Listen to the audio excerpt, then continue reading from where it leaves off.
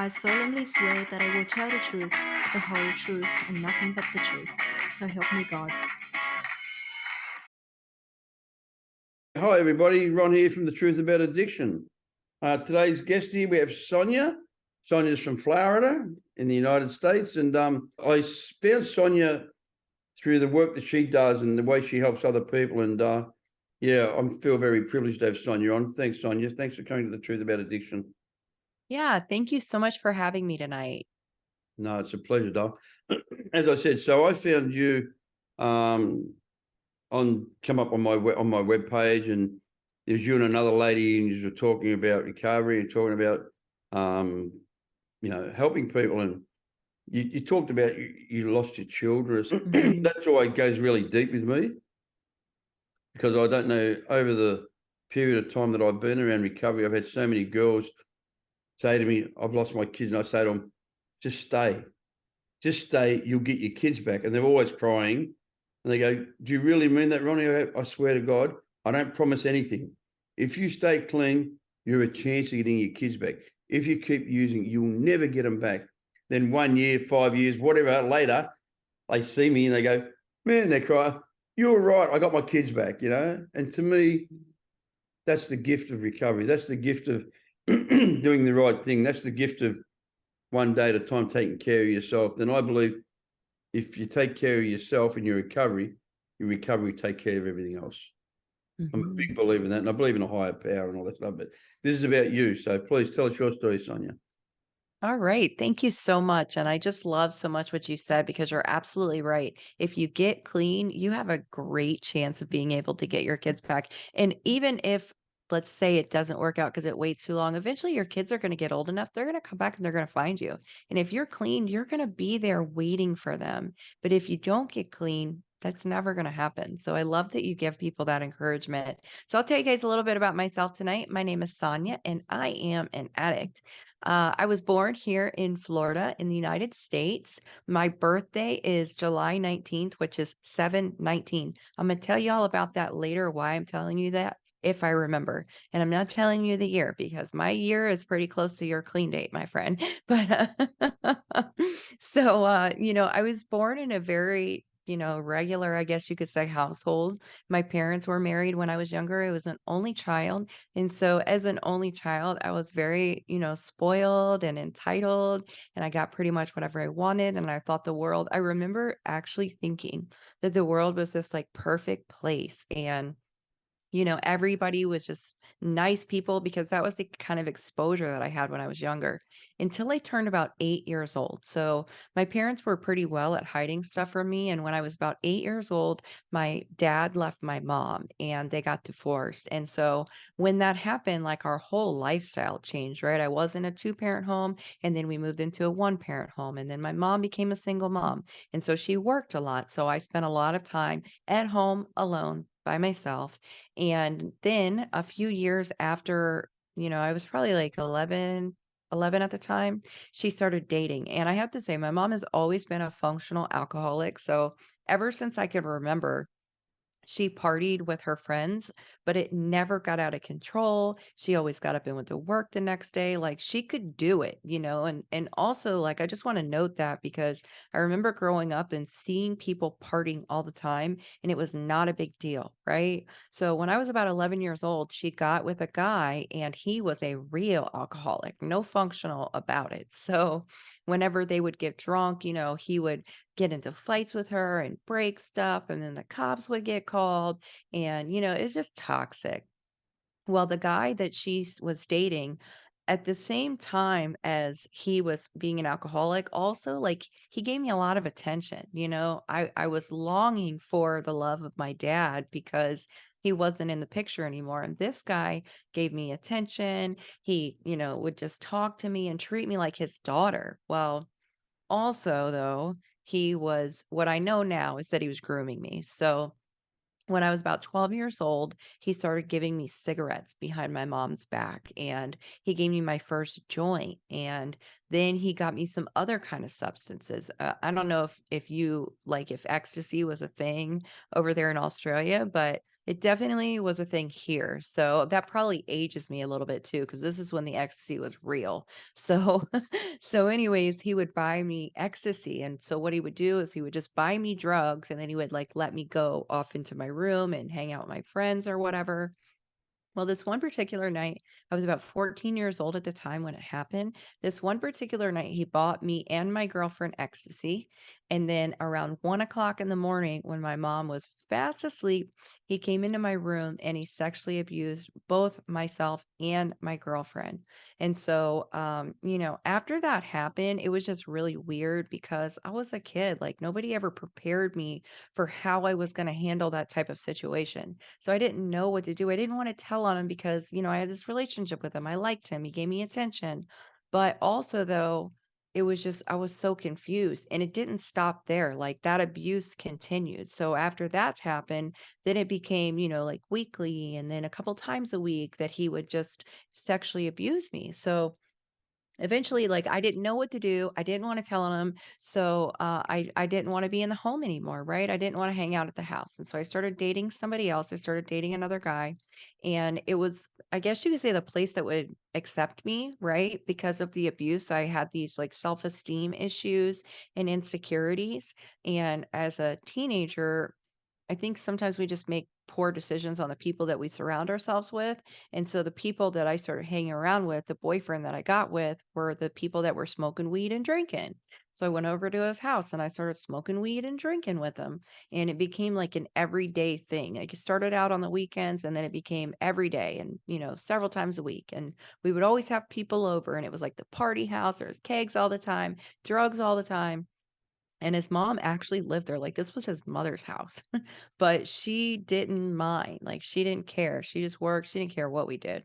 So, when I was about 16 years old, that guy whose house I was always at got me pregnant, and, I remember wanting to keep the baby, but my parents decided that I wasn't gonna have the baby, that I was too young, there was no way they were gonna let that happen. So, they told me they'd take me to the abortion clinic, and they would get rid of this problem, right? But so they took me to the abortion clinic and I remember walking in there and there were all of these women in there that had already been through this before. Like this is their second or third or fourth time that they've done this. It was no big deal. Or maybe that's just the way that I perceived it. So they took me back into this one room and they let me hear the baby's heartbeat and they told me that I was 10 and a half weeks pregnant. And then they took me into the next room and they took the baby from me. And I remember they gave me this laughing gas. They put this laughing gas over my face to give me anesthesia or whatever. And I didn't like the way that it made me feel. So I took it off of my face and I went through that experience stone cold sober. Like I was completely clean when I went through that. And it was very traumatizing, so I went back home after that, and I was traumatized by the whole ordeal, and within a few months, the guy that I was dating, right, the party house, obviously, he was becoming an alcoholic too. I mean, when you're drinking every day, like, he was also, like, a real alcoholic, so he would get really drunk, and he would get this, like, blank stare in his eyes, so you could tell when he had crossed the limit, right? And sometimes he would drive his car and crash into the ditch or break all of his stuff or, he would get out of control when he would drink. So after the abortion, one night he was drinking by himself, and he called me at 2 o'clock in the morning when I was at my mom's house, and he, was drunk dialing me. So I'm like, you know what? Call me later. I don't want to talk to you right now. Call me when you sober up. Well, the next morning, around 9 o'clock in the morning, his sister found him on the couch, and he had passed away. So what happened is he took 1.5 pain pills, and it just so happened to be 1.5 Oxycontin 80s. So that was enough to end his life because he didn't really take pain pills like that. I mean, by that point in time, I was taking like a couple of pain pills here or there, like a Lortab 5, like a very small amount is what I'm trying to say, but never that high of a pill. So when he took that, that was enough to end his life. And so that left me even more traumatized, right? Now I've lost the baby and I've lost the father of the baby. So I've just what I know now is that I have a pattern, and my pattern is that I am searching for the love of a male figure in my life to fill the void that was within inside of me. So from the time that my dad left to the sexual abuse to losing the boyfriend. So because I didn't have any healthy coping skills, I just did the only thing I needed to do, look for somebody else to fill the pain and fill the void inside. So I got into another relationship, and so the guy that I started dating was so sweet in the beginning. He told me everything that I wanted to hear. He was just doting and loving and great right until we moved in together. So as soon as he got me where he wanted me, he started isolating me from my friends and family and telling me that, I shouldn't talk to my cousins and my uncles and aunts, and I don't need to hang around with that friend because, they disrespected him, or God only knows what. He had so many things he'd come up with. And then he would tell me that my clothes were too short and my shirt was too tight and that I was flirting with his friends. And basically, he got me to a place where I had no support. I was, couldn't do anything right. He didn't want me to go to work because he was going to take care of me, which I now know is that's financial abuse. If you want to go to work and your partner won't let you work and they're going to be in charge of all the money and not let you have any, that's financial abuse. So once he had me in that situation, and he had messed my mind up pretty good by telling me that everything that I was doing was wrong. Then he started physically abusing me. And he was pretty smart about the way that he went about it. So he would never like punch me in the face per se, but he would throw stuff at me or hit me in the back of my head or cut my back. There was one time that he cut my back on my 21st birthday. And, so he would do things where everybody else couldn't see, but it was physical abuse nonetheless. And he would tell me that he wouldn't have had to do what he did if I would have done what I should have done as his girlfriend. Respect him, right? It was all about respecting him. What it was actually about was power and control. He wanted complete power and control over me. And he told me that if I ever left him, I would never be with anybody else. And I knew exactly what he meant by that. He meant that if I ever left him, he was going to kill me. And I believed him because he was straight up like psychotic. He was really, really a crazy person. There was even a time where he abused my dog just to get to me. I don't even want to go into the details about it because it still to this day triggers me a lot. But he intentionally beat my dog just to hurt my feelings. So if he would do that to my dog, what would he do to me, you know? So we were still using, right? As I was with this guy, we were still using. And by that time, I had developed a cocaine addiction and he got me to start smoking crack with him. So we were using and we were stealing to pay for our habit. Because one thing about a cocaine addiction is it don't matter how much you work, you ain't going to be able to cover the cost of that one. So you're going to have to go steal or go sell your body or go sell drugs. Like there's no way about it. It's going to be one of those three things. So we were stealing to survive and to pay for our habit. And what we would do is we would go to Walmart, we would steal flat screen TVs from Walmart because this is like probably almost 20 years. Actually, it is about 20 years ago. And back at the time, flat screen TVs were like brand new. So it was like the thing to have a flat screen TV, right? So we steal these flat screen TVs to Walmart, we sell them to the drug dealer. We get like $500 a pop for those things. Well, one time he went without me, and this particular time that he went without me, and I think my higher power was looking out for me that day, he got arrested and he got charged with grand theft and he wound up going to jail and he had to spend some time in jail. So I knew that if I was ever going to get away from him, this was going to be the opportunity. So I continued down my pattern, right, of looking for somebody outside of myself to fill the void inside of me. And I started hanging out with one of my friends that I had known for years. Like I had been friends with this guy for years, 6 years. I'd already been friends with him. And he broke up with his girlfriend, and I broke up with my boyfriend. It was like perfect, right? So we decided that we were going to run away together because he had family in Georgia. And so I ran away to Georgia with him.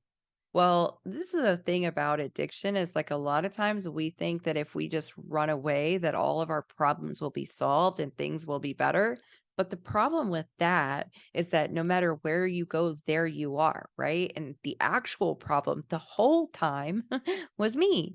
I just didn't realize that then. So when I got up there to Georgia, the plan was to get off the drugs because, like I said, I had a crack cocaine addiction then.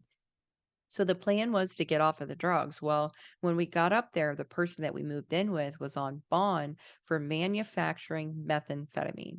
So needless to say, we didn't necessarily, well, we did get off the crack, but we substituted and we started doing a different drug. And that's another thing very common with people in addiction is they go from one drug to the other, right? To solve the problem. Then you wind up on a different drug that you're addicted to. And that's my story. So about a year into being up there in Georgia, I got pregnant again. And I didn't want to lose the baby this time because I had previously lost a baby before. So I decided that I was going to detox myself off of the drugs and I was going to have my son, right? And that's exactly what I did. I detoxed myself long enough to have my firstborn son, and that was in '08. And then the following year in '09, my boyfriend, now he's my husband, we got married in 2009. And then the following year, I had another son in 2010. And I thought that would fix me, right? If I could just get married and live happily ever after, everything would be okay. And for a while it was. So my husband worked really hard. I was a stay-at-home mom. I was at home with the kids, and things were good. Like we had our home, we had the cars, like we were going to church, like, it was pretty good. But the thing is that I had never dealt with the trauma that I had from all of those years during my teenage years. So even though I finally found somebody that would stay and they would treat me decent, like I still was really broken inside. And so within a few years of being there, I went up running into my drug of choice.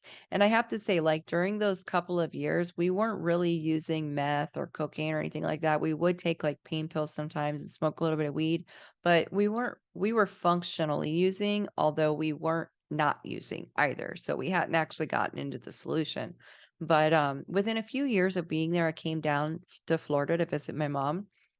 And I ran into a friend of mine who had my original drug of choice. She had cocaine, and I did it with her. And see, I couldn't get that up in Georgia. So when I did it down here in Florida, I'm like, oh, hell, I've got to go back to Florida. Like, this is what I've been missing this whole time, right? Because initially, when you first put substances in your body, like initially it fills the void inside of you, but eventually, like it just creates a bigger gaping hole inside of you and it makes everything so much worse. But, I thought I had found the solution again. So when I got back up there to my husband, I'm like, listen, I miss my family. We've got to go home. And so he agreed. And we had been up there several years by that point in time. So we wound up coming back home. And for me, like I immediately got the hookup, right? And I was living a double life and I was off to the races. So what I would do was I got a job at the newspaper route. And the newspaper route is an overnight job. So I would go and I would pick up cocaine on my way there, and then I would throw papers all night, which was perfect because all the cops knew my car. I could legit stay up all night, have a total good excuse to do so. And then I would pick up more substances on my way home, and then I would come home, I'd take the kids to school, I would do the mom thing, I make them dinner, and then that night I would go back and I would repeat the pattern, right? Well, the thing about somebody who has an addiction, you can't get away with it forever. Eventually, you're gonna get caught. I cannot use successfully. So if I ever put a substance in my body, everybody's eventually gonna know about it. So within a few months of working at that job, my husband caught me with drugs. Several times he caught me with them until eventually he started participating in them with me. And then just a few months after that, my neighbor caught me using drugs, and she called what we call down here in Florida the Department of Children and Families. So I had a caseworker, maybe you might know them better as Child Protective Services, but they're the people that take your kids away. So I had a caseworker show up at my house with two drug tests in hand. And when she got there, I knew that I knew I was busted, right? Like I wasn't gonna be getting away with this. And to be honest, like I wanted to be a good mom. I wanted to not do drugs. I just had an addiction, you know? So when she showed up, I was like, listen, I'm gonna fail this drug test. I want to do better. And because I was honest with her, she said, okay, well, this is what we're gonna do. I'll give you 45 days. If you can pass the drug test in 45 days when I come back, we'll close the case in what they call not substantiated. So 45 days later, she came back and I passed the drug test, but it wasn't because I was clean. I passed the drug test because I had fake pee shoved up inside of me. I was ready for her. And that was on that was on Christmas Eve. So now in my mind, I'm like, "Oh, I just got away with something. Y'all can't catch me. I'm smarter than the system."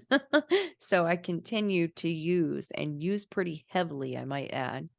5 days later, after they closed the case plan, my husband and I were arguing over a stolen check. I wanted him to cash a stolen check. He didn't want to cash the stolen check. And we started arguing while we were driving down the road. We got to a physical altercation. I wind up jumping out of the car while the car was moving.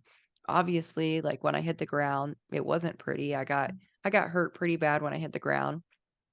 So he stopped the car. I get right back into the car, which is like the dumbest thing I've ever done, right? Don't jump out of a moving car if you're going to get right back in when the car stops moving. So, anyways, point of the story, somebody saw that happen. So we had an anonymous passerby, is what they called on the police report. An anonymous passerby called the police on us. And when the police showed up, the kids were in the back seat of the car. And because I was covered in blood, my husband immediately went to jail for domestic violence. So that started another call to CPS or to the Department of Children and Families. So when they showed up this time, they're like, okay, well, you're going to have to sign up for what we call a voluntary case plan. That means that you're volunteering to do it, and you're going to have to go to these substance use classes and take random drug screens and basically just do whatever we tell you. And I can tell you this much. There was nothing voluntary about this. This was either I do it or they take my kids away. And I pretty well understood that. So I tried to do all the things they wanted me to do.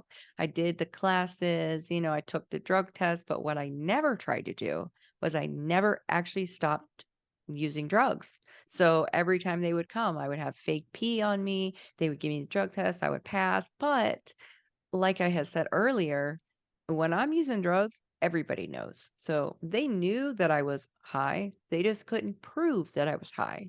So about 8 months into what was supposed to be a 6-month case plan, they asked me for a hair follicle test.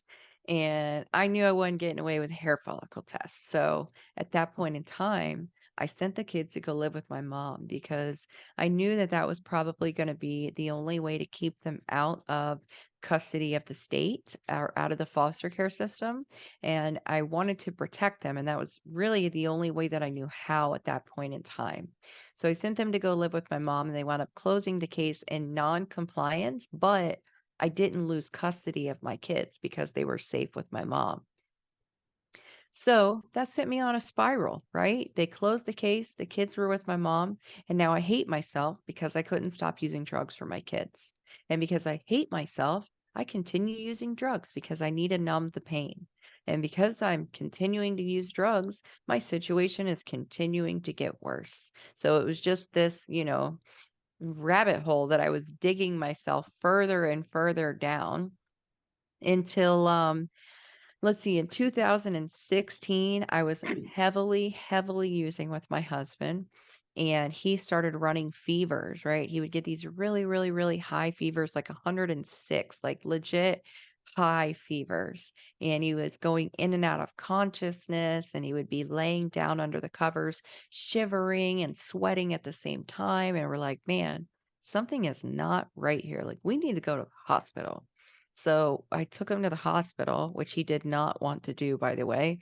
And we found out that he had a kidney failure. He had kidney failure. That was the first thing they said when he got there. They gave him like a urine sample, and his urine was like the color of tea. It was so brown. And they said, if you leave here tonight, you are going to die. So he wound up staying in the hospital for a little bit and come to find out he has something called, I hope I'm pronouncing this right, bacteremia, something like that. But what it means is he had a Staph aureus infection in his blood, and that had spread into his heart, into his lungs, and into his kidneys. So, in his heart, because of the infection, he had endocarditis, and in his kidneys, he had kidney failure, and in his lungs, he had all this like mucousy fluid built up in his lungs that was keeping him from being able to breathe real good. So they had to put these tubes in on each side of his chest on his rib cage. And so they ran this machine that literally like rinsed out his lungs for like 30 days straight to get all the infected fluid out. And they put him on 6 weeks of a very, very, very strong antibiotic called vicomycin. And because his kidneys were in failure and this antibiotic was so strong, he also had to be on dialysis because to save his kidneys and to get him through the treatment. So what was supposed to be a 6 month, or I'm sorry, a 6 week stay at the hospital turned into a 6 month stay at the hospital because every time he would start getting the treatment in, he would run away to go use because he was an addict in active addiction, right? I mean, we can't just stop on our own. It's very, very difficult. I admire the ones that do, but that is not my story. So, so every time that he would get this treatment going, he would run away and go use. And eventually, every time that he would use, he would get super, super sick, like, the very day as soon as he used, he would get really sick and have to go back to the hospital, start the treatment all over again. And I have to tell you, when he was in the hospital during that time, it was probably the scariest time of my life because I didn't have my kids, didn't have my husband. My life had just completely turned to shit. The hospital wouldn't let me come up there because I was covered in track marks. I probably looked like crap. Probably hadn't showered in a while. I mean, they didn't want me up there because they thought I was going to kill him by giving him drugs, even though that's not what I was up there for. But I was completely alone. And I just remember those times, like getting on my knees and crying out to God and saying, please save my husband. I don't want my kids to grow up without a dad. I don't want to lose my husband. Please save him. And so eventually he was there for 6 months and then he finally got the treatment and he got released from the hospital. And we went across the street to like the follow-up doctor and they told him that he had congestive heart failure and that he would not live for more than 5 years. So, I mean, I don't even know, like, how to explain it, like, I just went into this, like, shock or trauma mode, and so I thought, "I'm gonna leave you before you leave me," right? So, so he wound up getting arrested a few days later, and that put him on his journey to recovery. It didn't put him on the path to recovery because he didn't get clean right then and stay clean, but it started the journey for him, like the sequence of events that led him to getting clean. He got arrested and then he went to court. He took like a diversion court that they have down here, which meant he had to go to rehab. And so he went to rehab, got out of rehab, relapsed, then went back to jail, and then he went to rehab, and then he got out of jail and he relapsed, and so forth. Until eventually he wound up getting clean and staying clean in 2019. But from 2017 till 2019, that put me on a path that it was just, I didn't give a shit anymore. I didn't care about myself. I mean, I had lost everything. I hated myself. It was all my fault. It didn't matter who I had to sleep with, who I had to rob, who I had to hurt, who I had to steal from. I mean, I just did not care. And that led me down a very, very dark, dark path. I got involved with some very dangerous people, and the stuff they were doing was way over my head. Like, I got involved with people by sleeping with them. That's really just the truth. Mm. And the people that had the drugs, right? I mean, duh. So because they were the people that had the drugs, it just kept getting more dangerous. Every person that I would get with, like, it just got more dangerous until, I don't even really want to go into it because I don't want to glorify it, but it was very dangerous. And I felt like my life was in danger. I felt like my family's life was in danger. It was just a really, really scary, scary time for me. So on July 19th, actually, which is my birthday, like I told you in the beginning, Yeah. I got arrested. And I was at a known drug house, right? And the cop, I didn't have a driver's license, and the cop was waiting on me to leave because they knew my car. And so as soon as I got to the stop sign of the road of the drug house, I was pulled over by a cop that knew me, and he took me to jail. And he wound up charging me with a couple felonies and a misdemeanor. And I just remember being so mad at him that night, like, "How dare you?" He pulled me over, like, on a regular basis. I'm like, "You know you woulda pulled me over again tomorrow. Like, how dare you arrest me on my birthday for committing a crime?"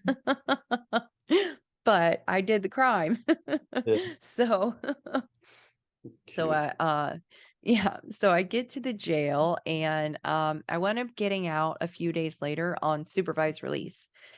The terms of my release were just don't use drugs. Like that was all that I had to do. Well, within about a month, let's see, I got arrested on July 19th and my second arrest was on October 24th. So 3 months after being out on supervised release while I was waiting on court, I got arrested with the drug charge. So that wasn't good for my case.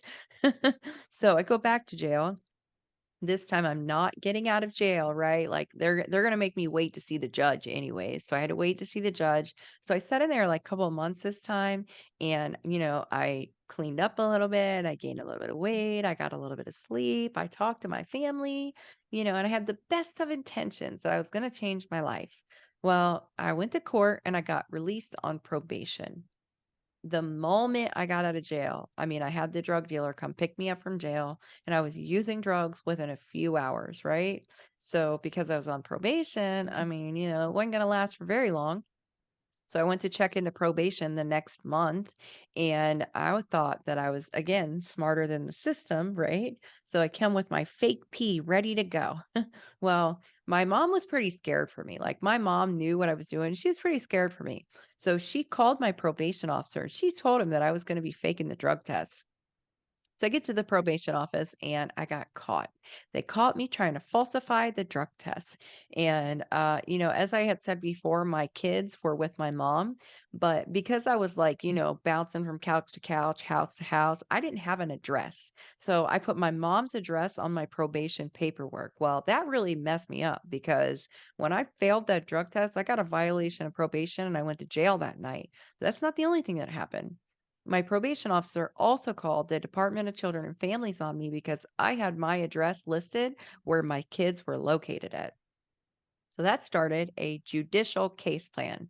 And this time they wanted to take custody of my kids away because I had slipped through the cracks before and they were not going to let that happen again.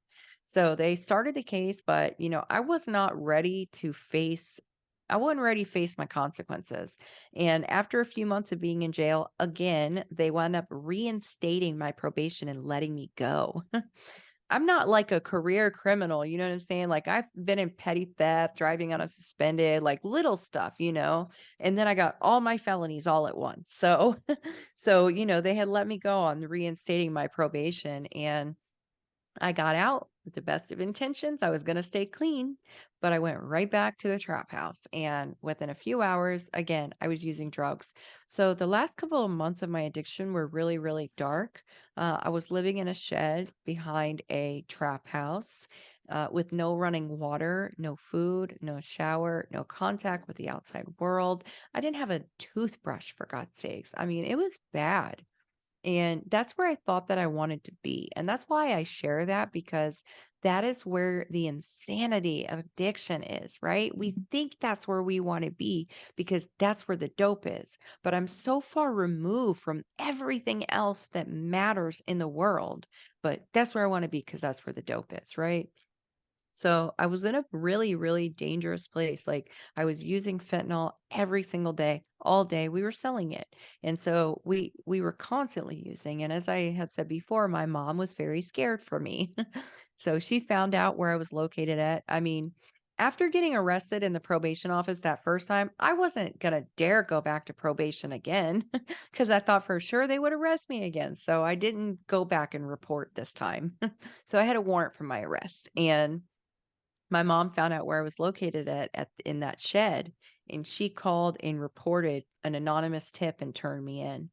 So the police wound up showing up to pick me up on 7/1/19, and that is my clean date. And so I think that date is really special because my birthday is 7/19, my clean date is 7/1/19. So to me, my clean date is the day that I was reborn, and it was just like a birth. It was painful. I was screaming and kicking and yelling, and it wasn't fun, but I'm so grateful for where I am today. So I get to the jail and nobody would talk to me. I wasn't allowed to speak to my kids. I was definitely not getting out of jail this time because I had gotten out so many other times. I had no bond. DCF, or Department of Children and Families, showed up the day after I got there. They gave me another drug test. I failed for a bunch of stuff, which just made their case on me a little bit stronger. Mm. And, I was so broken because of the stuff I'd experienced before I got arrested. I was so broken. I was so just bankrupt, right? I was a shell of a person. And when I look back on that moment that I had when I was sitting in the medical detox of the jail, kicking on the floor with 12 other women who were puking and shitting and throwing, I mean, it was awful. When I look back on that now, though, I mean, I'm grateful that I had that moment because I call that moment my gift of desperation. And I really needed that because that's my reference point, right? I don't ever have to feel that way again, so long as I don't choose to pick up. As long as I don't pick up, I never have to go back there. Yeah. But so a girlfriend of mine went to this part of the jail. So we went over and we got transferred over to general population after the detox. And then my bunkie, my girlfriend, not my girlfriend, but my bunkie, she went to this she went to this thing called the recovery pod. And so because we were so close, I wanted to follow her to the recovery pod. So I get up there to the recovery pod and I remember walking in there and it was just like I was down in the dungeon in the jail where I was at. Like it was dark, it was down like in the basement, and this part of the jail was like top floor, like it was the penthouse of the jail. Like it was all white, it was all clean. I walked in and it was like, oh, it was sparkling and beautiful. They had a vending machine. I'm like, they had windows. I mean, it was amazing.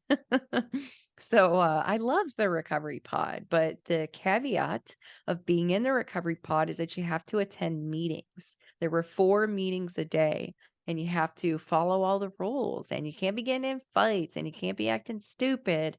So, it was great. I mean, it was great. I started going to meetings, and these women would tell me, I lost my kids. I'm a convicted felon. I've been an inmate. I've been where you are right now.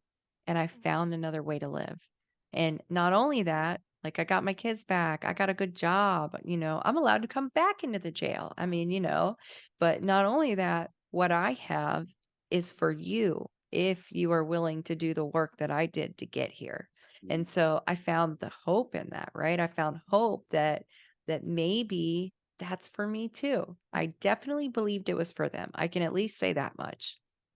So one day I was sitting in a meeting and I get a call from my public defender and they're like, listen, minimum amount that you're going to get is 20 and a half months in prison. Because if we go back and we try to do a continuance, you're looking at 20 years. And so I was going to take the offer for prison.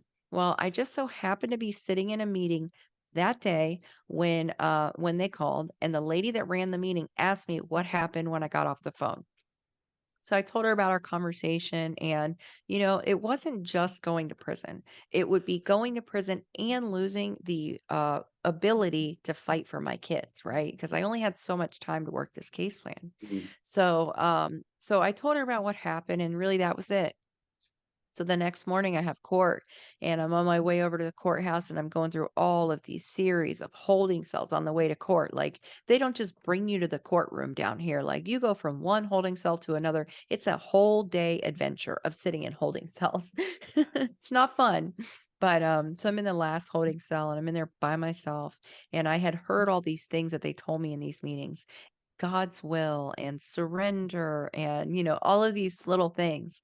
And so all of the other girls had gone in before me, and I had my moment of surrender. And I said, you know what, God, if you want me to go to prison and you want me to lose my kids and my mom's going to raise them, fine, I understand. Maybe that's what I deserve. Maybe they'd be better off. Maybe everybody would be better off without me. But if all this recovery stuff that I've been learning is real and it really is for me, then I surrender to that right now. And so I walked into the courtroom, and the lady from the day before was in the courtroom, the one that had brought in the meeting. And she was on the board at a treatment center in my area. And so she had got me accepted in a treatment overnight. So that day, instead of going to prison, I wound up getting a chance to go to treatment. And I had already been in front of that judge several times that year. And he's like, listen, Sonia, this is your chance. If I see you back in this courtroom again, you are going to prison for a long time. And I believed him. So that desperation paired with the hope that I found in those meetings turned into some serious willingness. And when I got over to that treatment center, by this point in time, like I'm an addict, right? So if I like something, I want more. And so by this point in time, I was happy. I was happy, joyous, and free. Like I was having fun. I was laughing. I felt more free than I had ever felt in my life. And all of that was because of this recovery stuff that they had been talking to me about. So when I got over to that treatment center, I wanted more of that. And they told me that the way to get more of that was to get a sponsor and to start working the steps and to do take the suggestions and to do the next right thing and to go to meetings and to share about how I felt. So I did all of those things. I got a sponsor immediately. Well, within like 2 weeks, I got a sponsor and I started working the steps like I thought it was going to cure me. I did like the first 12 steps in the first year. And on my 11th step, I figured out that when you get done, you start them over. Yep, so but I will tell you though, like, I had a spiritual awakening by the time that I finished that, and I had tools to know how to live, and I had options, which is something I never had before. I had options to do things differently than I had ever done before, and I was able to see life from a different perspective and work through a lot of the trauma that I had been through that and that's the reason why I went so far into addiction. I had all this trauma that I didn't deal with. I didn't know how to deal with. So I was living in all of these patterns and I just didn't know what I didn't know, right? I made the choices that I made back then because I didn't know any better. But when I got into recovery and I started working on myself, I learned better. And I became aware of my patterns so that I have the options to change those things. And, I used to think that I was a bad mom. I used to think that I was a bad person. But you know what? I was a sick mom. I was a sick person because the things that I did when I was in my addiction, I would never do today. Without drugs in my body, I am not that person. And so that helped me to release myself from some of the shame and guilt that I felt because I thought I was bad. I wasn't bad. I was sick. I might have done some bad things, but that doesn't make me a bad person. And so that treatment center that I was at, that was the first thing in my life that I ever successfully completed. I didn't finish high school, couldn't hold a job, couldn't keep an apartment, couldn't keep a driver's license, couldn't keep insurance. I mean, nothing. And then I was able to finish that treatment center and it gave me the courage, right, to take the next step and to do the next thing. And so I went to a halfway house because that's what they suggested for me to do. Go to sober living. That's what I did. And so around the time that I was in treatment, I was in the halfway house. My husband also finally got clean and stayed clean, and so he was in a halfway house as well. And he showed up and he's like, Sonia, I just want to work it out. I just want to be a family. I want to bring our kids home. And I wanted that more than anything in the world. And I didn't go into too much detail when I was saying earlier, but I did some pretty nasty things to him, right? And I wanted to be with him more than anything in the world. I just didn't feel like I was worthy of that anymore. So when he said that to me, I was like, let's do this, but we knew that if we were going to do it, we had to work on ourselves for a while first and then we could come back together. That was the only way it was gonna work for us because all that time before, like, I tried to fix him, he tried to fix me, well, that never worked. We never fix each other. So, we had to fix ourselves first, and then we could work on each other. So yeah, we both went to the halfway house and we wound up finally saving up enough money to move back in together. And then we were getting really close to closing our case plan. And so that's why we wound up moving back in together so quickly because we were almost a year clean when we moved back in together. And then 2 months after we moved back in together, my boys finally got to come home and we were reunified. And so it had been years. I'm talking about like 6 years since they had been in the home with us because my mom got them in 2014. We didn't get them back until 2020.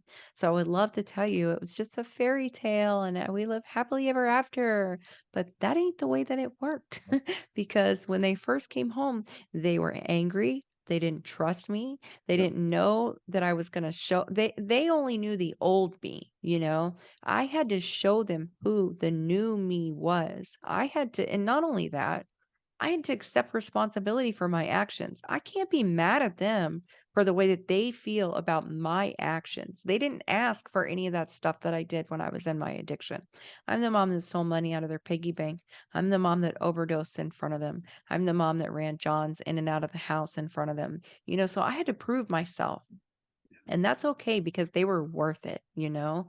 So little by little, day by day, one step at a time, one day at a time, just like we always say, right? One day at a time, I was able to prove myself to them and make a living amends to them every single day. Like I get to make an amends to them by the way that I live.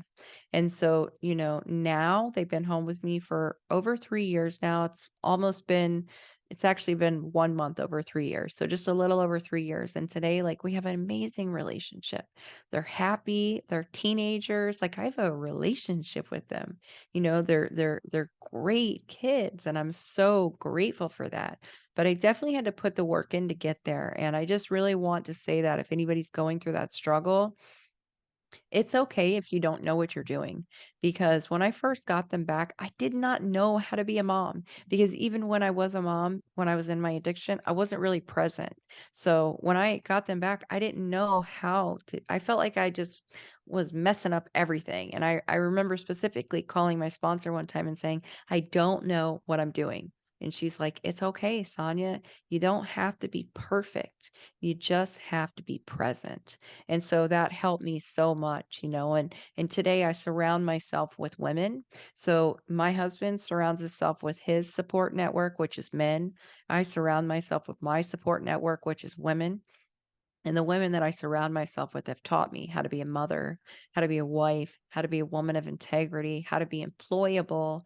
You know, all of those things that I lacked before, the women that in my life have surrounded me and taught me how to be that person.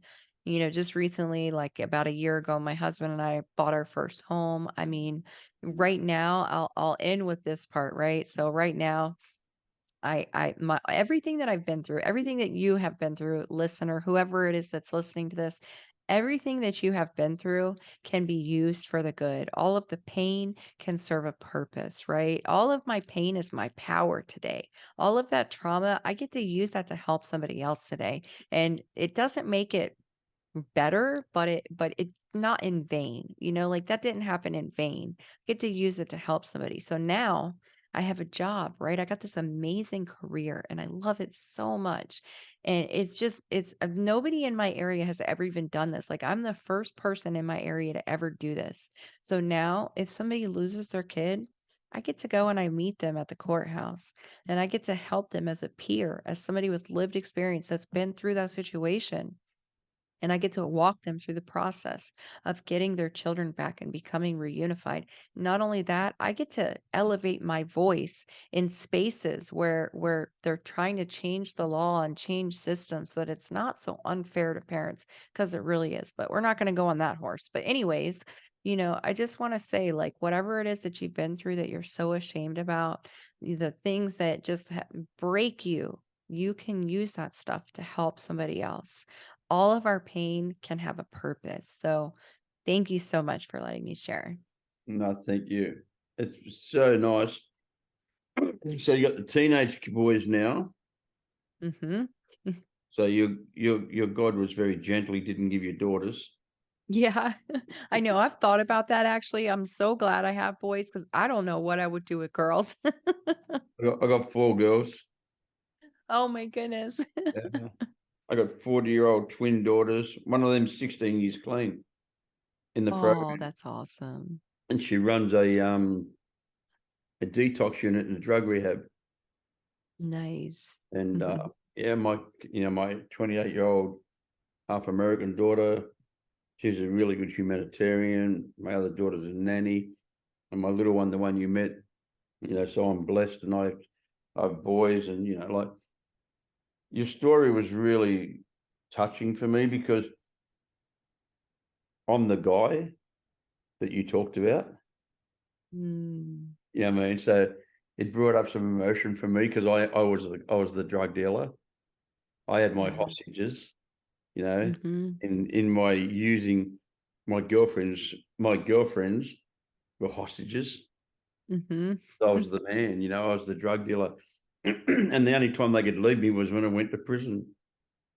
Yeah. I remember saying to girls, you leave me and I'll kill you. Just that Yeah. crazy stuff when you're in drug addiction, and I've been with my wife now for 11 years. She's not afraid of me one bit. She's got not one Mm. ounce of fear, not 1 ounce of uncertainty.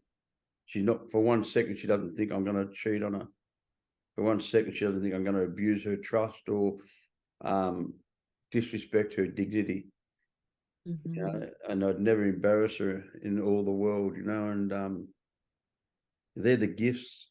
They're the gifts of recovery because I was brought up by a really evil father, an incredibly evil father, who used to beat my mother, who groomed my stepsister. So I went through all the stuff you talked about today was really, it's not the right word, but it's the word I use, was really nice for me, hearing it from your perspective. I Mhm. have an older sister, who's half sister, who was my mum's daughter, which my father groomed her, Mhm. and she ended up by having a child to him, Wow. and she's now 70 something years of age. And I've just finished writing a book on my life story, which gets published in August this year, and all that stuff's in it. And I spoke to Mm. my big sister and I said to her, I'm going to write all this. She said, please do expose the arsehole. Because my dad was I grew up in a gangster family, criminal family. Real, career criminals. I shot my first man when I was 16 years of age with my father Wow. beside me. And then my father abusing me for only shooting him in the legs, and my dad used to get me to start his car in the morning. And I thought I was a kid, I think, oh, how cool is that? I'm getting out to start this, this really beautiful car. But I found out later on he was getting me to start the car in case there was a bomb in it.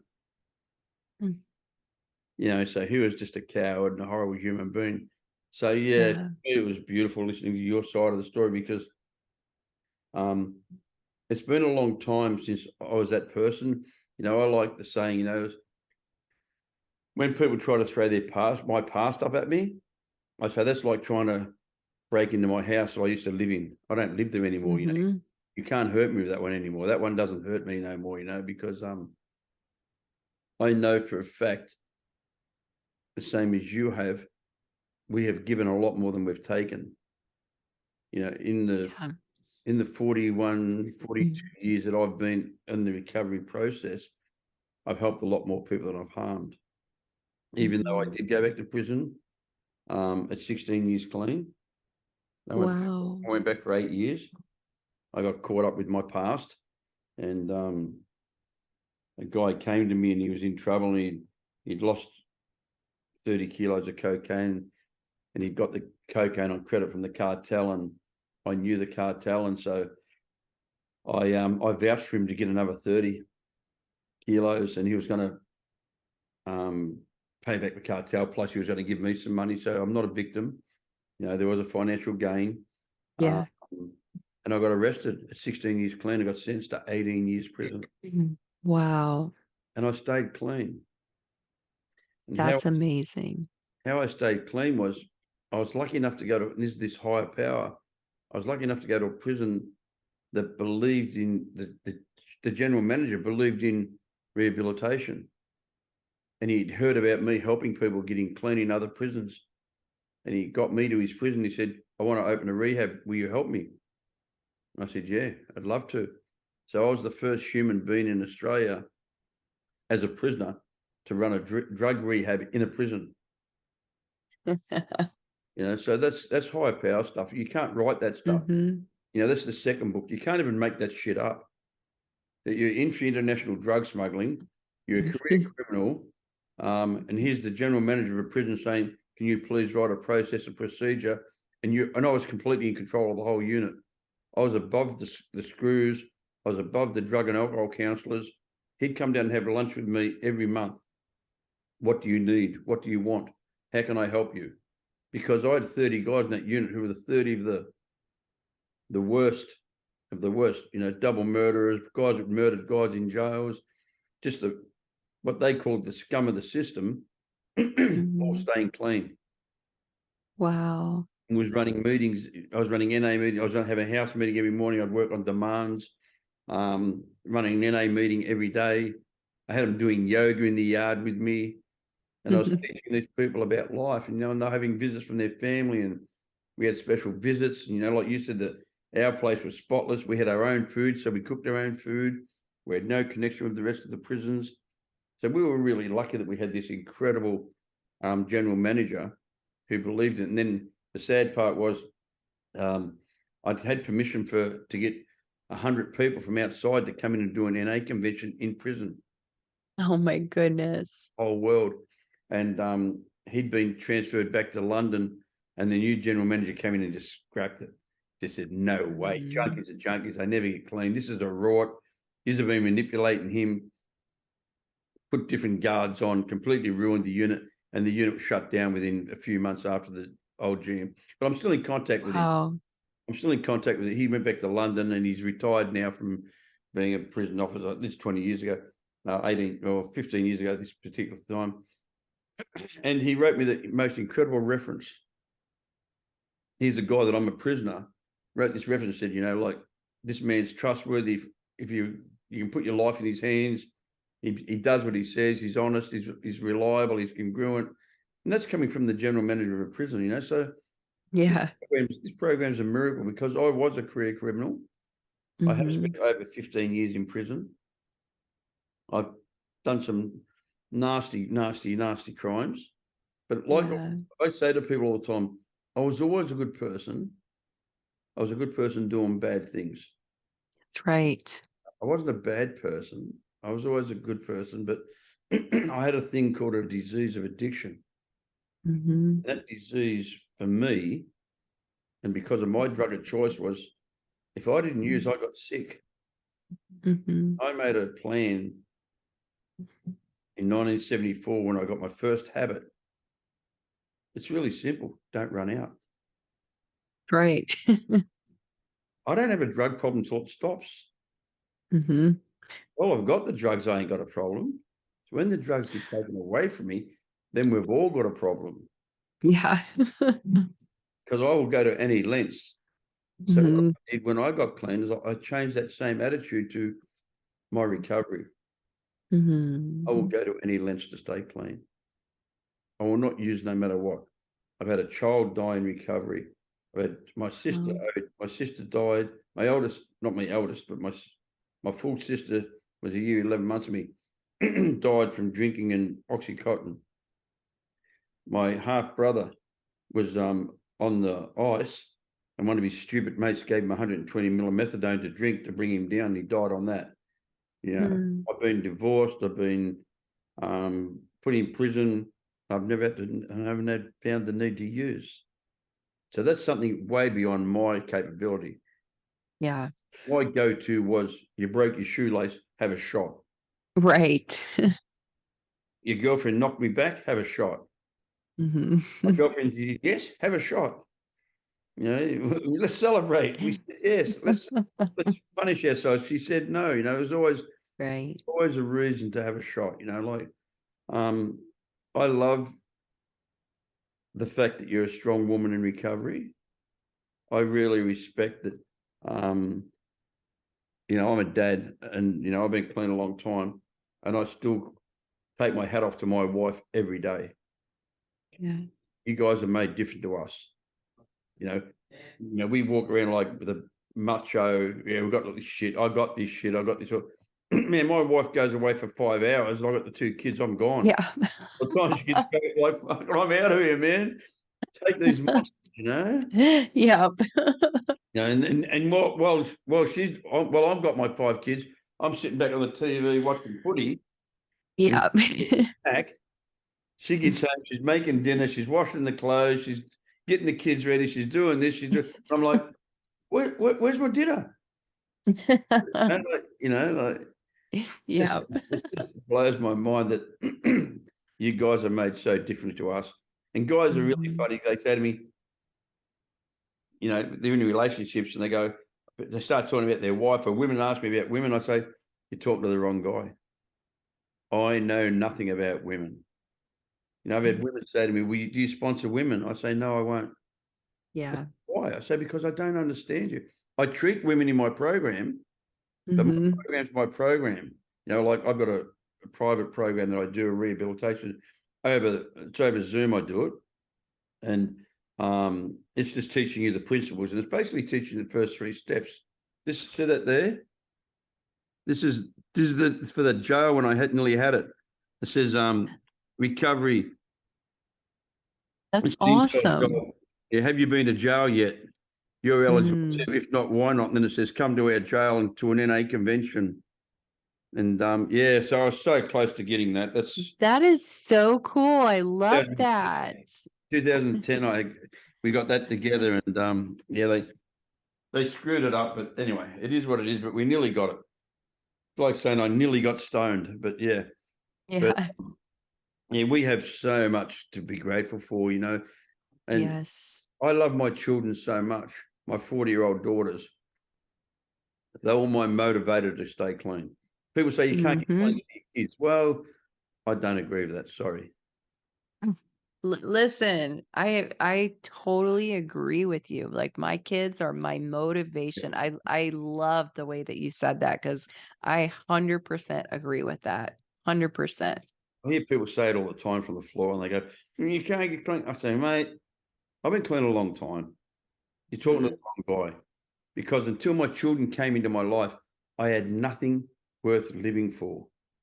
Yes. I loved nothing more than I loved drugs until my children were born. So Then true. I used, but all they did was prove to me that I loved my children more than I loved my drugs. Because I used every day against my will. Every day I love my children with my will. There's a difference. There's a massive difference. Yeah. One I was powerless over, the other one I was completely in control of. I have choices. I choose to be a good dad. I love being a dad. That's the greatest thing I've ever been called. Dad and Poppy. I got grandkids too now. Poppy's really nice. I got an 18-year-old granddaughter who rings me up yesterday. Hello, Poppy. My car's breaking down. I go, where are you, sweetheart? And I ring the mechanic straight away, or I ring a tow truck, and and people go like, it's a burden. No, it's not. It's a gift. That's right. Being a father or a grandfather for me, and being a husband is a gift. It's a privilege. It's also a great responsibility. I take it really seriously. The same as my recovery. I don't mess with my recovery. I don't test it. I don't believe my higher power wants me to go and sit in a trap house for 4 hours while everyone's shooting up to prove that I'm back together. Right. I don't hang out with people that don't, the only time I'm around anyone who's using is if I'm trying to save them.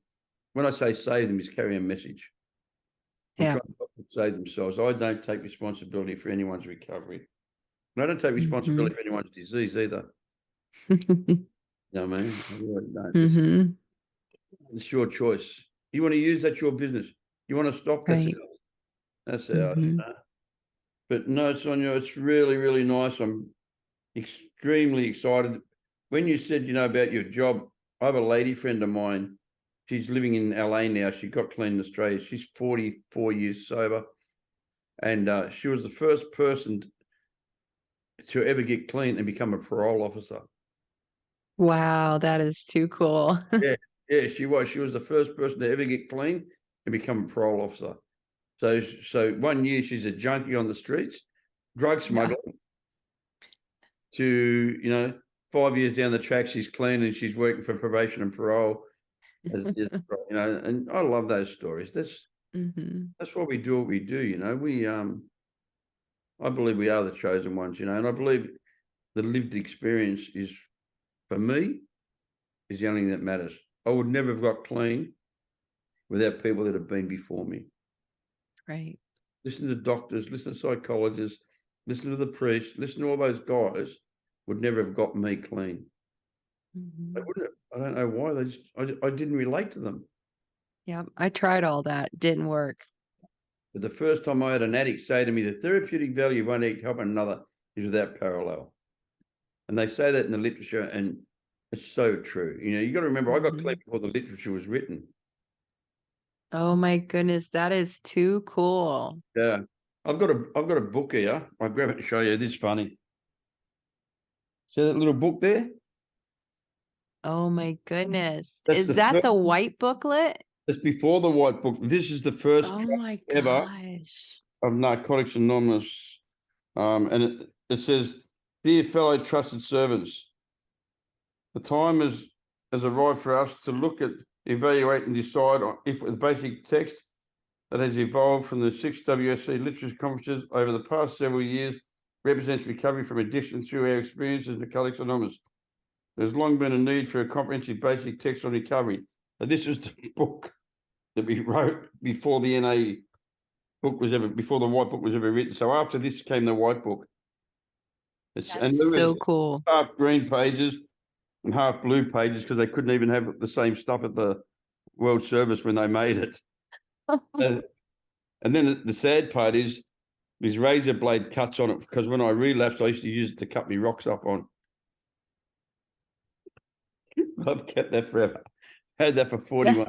I got this book in 1981. That November is so 1981. cool. In November 1981, that was printed.